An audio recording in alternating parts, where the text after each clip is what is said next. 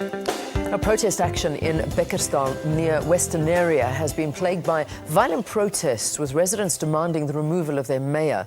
The protests have seen government properties being vandalized and pupils being taken out of schools.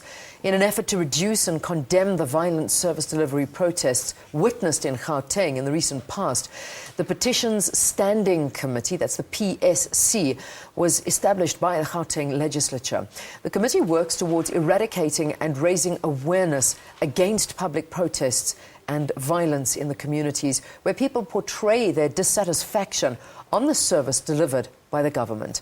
And they have been deployed in Bekkersdal. The chairperson of the committee, Lindi Lasindwa, joins me in studio now to talk a little bit about this. Welcome. Good to have you in studio. Good morning, and thank you for having me in the studio. Lindi, what role does the Petitions Committee fulfill in relation to Gauteng service delivery? As a committee, we are established by the Act, that is the Gauteng Petitions Act, which was approved and adopted in 2001. The Standing Committee deals with petitions. It can be a petition of an individual, a petition on behalf of a group. In this instance of Bekkersdal, we have received a petition last week Thursday from an individual submitting it on behalf of the group. The petition was requesting for us to assist them in terms of putting the municipality under administration. We are processing that petition because, remember, the matters of the municipality establishment are entrenched in the Constitution. That is Chapter 100 and 139 of the South African Constitution. Yeah. So we requested for a legal opinion, which we are going to establish or get today at the end of the day. Unfortunately, in that process, then we see people vandalizing and damaging property, which is not accepted, because we believe that through the Standing Committee of Petitions, we are in a process to solve the problem and will be in a way of coming up with a better solution. Okay. Who exactly is the petition system created for? It's created for every South African citizen. Okay. Old, young, and with all those with special needs. Any person, as long as you're a South African citizen, and you are clear as to what is your problem and who's the authority that deals with that. Yeah. You submit your petition to us, we look at it, we adopt it, and we inform you. What do? We conduct public hearings. In the public hearings, you are invited as a petitioner. We also invite the authority. On your behalf, we engage the authorities. But you are there throughout the process so that you can witness what we are saying. At the end of the day, if you are happy as a petitioner, we can close the petition. Okay.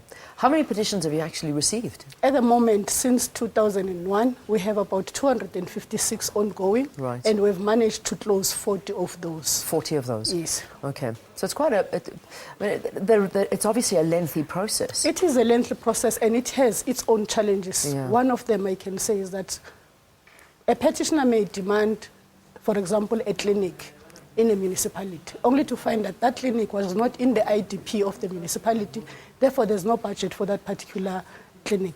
But what we are happy about the process is that as a petitioner, you are informed of the processes, and also you will have an understanding as to when can that happen, if it will happen. And if it will not happen, they will inform you in terms of where can you get such a services. Yeah. It can be even a petition on a speed hump.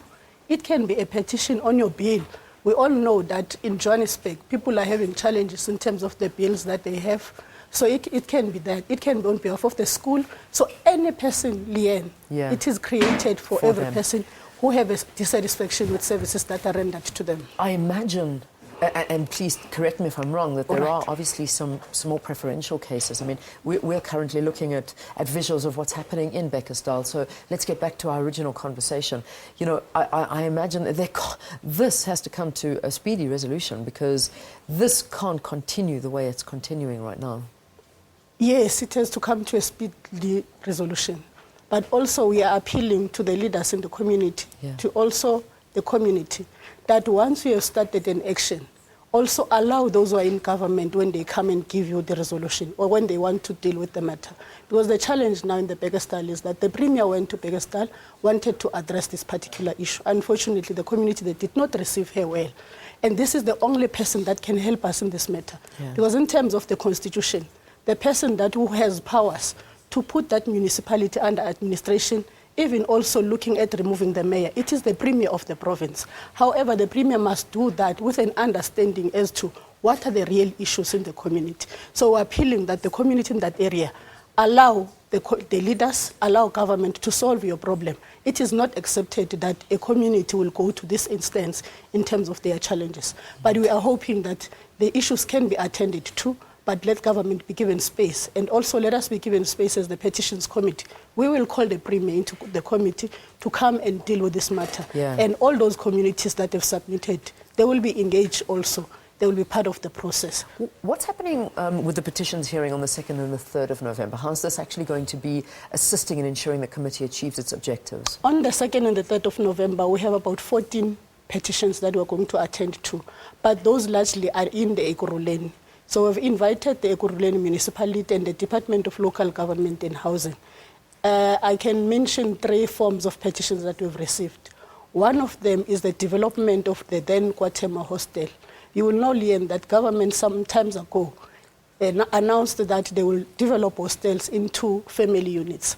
However, Gauteng hostel was supposed to benefit out of that program. To date, that hostel is still standing as it is, and the residents in that area are requesting that government should implement the family units.